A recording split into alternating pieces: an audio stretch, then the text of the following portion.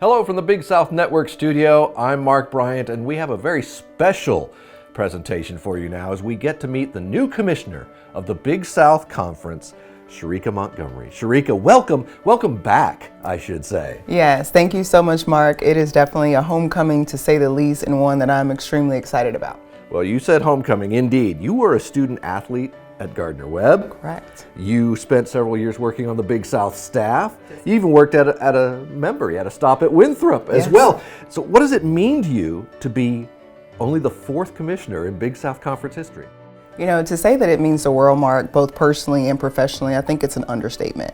But moreover, I think it's a testament to the Big South Conference, who we are as a conference, what we are about when it comes to being an intercollegiate athletic member conference. And then just overall, you think about the tagline when I was a student athlete, it was developing leaders through athletics, and that's exactly what the Big South did for me. At all those stops as a student athlete, as a professional, and now having the opportunity to come back, and our tagline now is where winners are made and Big South made, and I'm definitely Big South made. So it's been a couple weeks since the world found out. So what has that world been like since the announcement on April 10th? It's been a whirlwind, but I will say a whirlwind of just support. I am one to where we talk about my career. I just feel like I've had an opportunity to have immense leadership support throughout, but to have that announcement about 2 weeks ago, now I'm still climbing out of thank yous, immense support, resources. So it's just been an overwhelming outpour of support, as well as not just the transition, but even after that. And so for that, I'm grateful. So for you, it was Big South, and it's now Big South. Yes. So fill in the blanks for the people who don't know your path. Of course. So obviously, as you indicated, and I share with people, I literally stepped off of a basketball court into the Big South Conference office as an intern. There for 7 years, and then had an opportunity to go right down the street to Winthrop University, where I served as Associate Athletic Director for Student Success. A lot of individuals I remember asked, what does that mean? I was essentially responsible for the success of our student athletes, personally, academically, and athletically, and in that order. Enjoyed that for a little over 2 academic years, and then had an opportunity to get back on the conference level and transition to the Summit League, located in Sioux Falls, South Dakota. Worked with a tremendous leadership there, serving a different, what I'll call a demographic of member institutions, but still at the same time serving student athletes. And then I went to the national office. I was at the NCAA for a little over 2.5 years. I was Assistant Director of Enforcement and Investigation and Processing, where I was an investigator for a little over 2.5 years, and that opportunity was just tremendous. Not only in enforcement, but being able to stretch my wings, if you will, throughout the national office and serve in a myriad of leadership roles, specifically the Women's Basketball Student Athlete Engagement Group, and serving as liaison there. And then Jeff Jackson, who many of you all know, became the commissioner at the Missouri Valley Conference, and had an opportunity to go there and serve as deputy commissioner for the last 2 years. So it has been full circle, but having an opportunity to work at all 3 levels has been tremendous, and I think that is going to really serve me in this role today as the next commissioner of the Big South. We mapped that path out geographically and professionally. There's a lot of movement there. Yes. At what point on that meandering path, but still going one strong direction, did the commissioner job or the commissioner level of job become a goal for you? You know, it's one of those things, and I often share with student athletes or administrators or coaches, you don't graduate and become an athletic director. You don't graduate and become a commissioner. And then for the first probably 6 or 7 years, I would share with many, I'm still figuring out what I want to be when I grow up. But I say all that to say, as I continue to just navigate my career and have tremendous opportunities and be poured into by so many phenomenal leaders, they believed in me. And they were really intentional with making sure I had roles and responsibilities, and I was exposed to different rooms that continued to give me more confidence. But specifically, about a year ago, I was appointed and/or selected to be a part of the NCAA Pathways program. That was tremendous. The NCAA Pathways program is essentially a year-long intensive program geared for senior level administrators who really, that's the question that's asked. What is next? Is that next seat the commissioner's seat? And having an opportunity to serve and just engage with current commissioners, individuals that are also on that route, it really gave me an opportunity to reflect over my career, my experiences, and really feeling confident with the resources, the mentors, and just the individuals that I've gained in my circle, if you will, that this opportunity was one that was closer than I thought. Well, there you go. Well, your official start date on paper is May 15th. That's correct.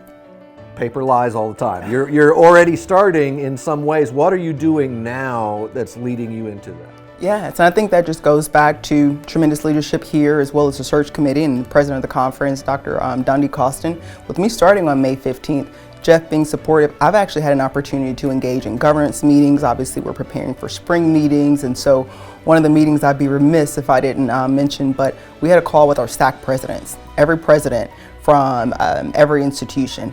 That call, I think, was scheduled to be 60 minutes. We went almost 95 minutes, and that call itself was almost a reminder, and I was just re-energized at 9 p.m.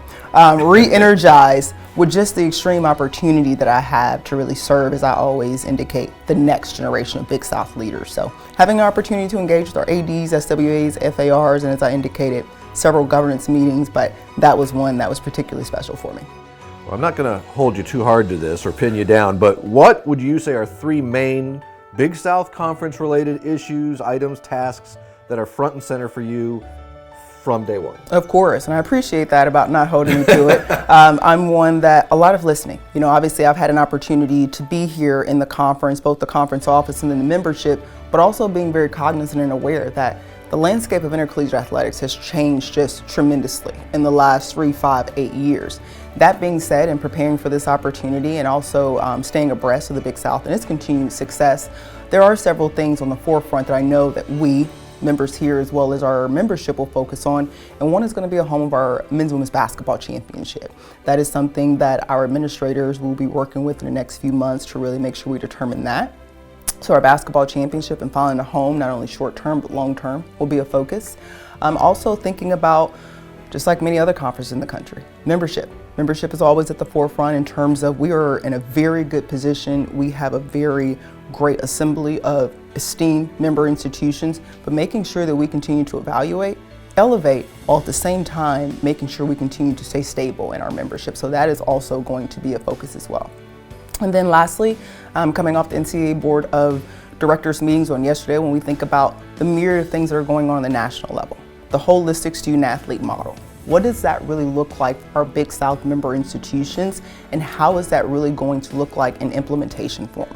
What resources are needed? What avenues do we need to take to make sure we're educating all of our constituencies, from CEOs, ADs, SWAs, but also our student athletes? And so those top 2 to 3 things I would think are definitely going to be the focus in the first few months when it comes to transitioning into this role.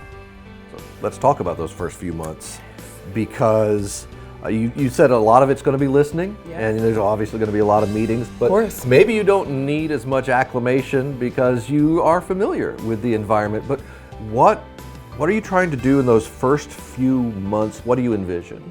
Well, definitely being engaged, getting out in the membership. Obviously, where we're located over 3 states, Virginia, North Carolina, and South Carolina, I think that is something that is a benefit for our conference and from a geographic standpoint, but being able to get out on campus and engage not only with our leaders, but our coaches, our student athletes. And something that I've always kept in mind is we are a conference and we all have our collective interests, but also being very intentional when it comes to gaining the pulse and being informed and educated of our individual member institutions' priorities and how myself as a commissioner can aid those. And so being able to get out on our campuses, engaging with our administrators, engaging with our student athletes, that is something that's going to be of chief priority for me as well.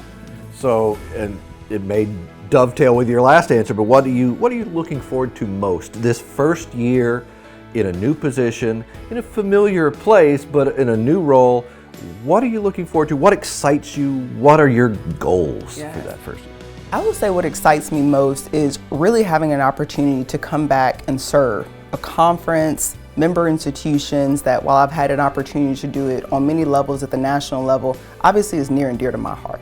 I'm a product of intercollegiate athletics, but more so, I'm a product of the Big South Conference. So me having an opportunity to come back and serve and lead the next generation of Big South student athletes, that's probably the most exciting for me. And then also just from what I call a testament perspective. I talked to you about our tagline, where winners are made, letting our student athletes know this is not something that's new. This is not something that the Big South Conference is starting to do on May 15, 2023. Being the fourth commissioner of a conference that shortly will turn 40 years, I think that speaks to the leadership. And so being able to just engage with our student athletes and continue to hone in, but be a testament of who we are and what we're about in terms of providing those supreme student athlete experiences. All right. What did we miss? What did I not ask you, or what do you need to say to folks to let them get to know you and what this is going to be like?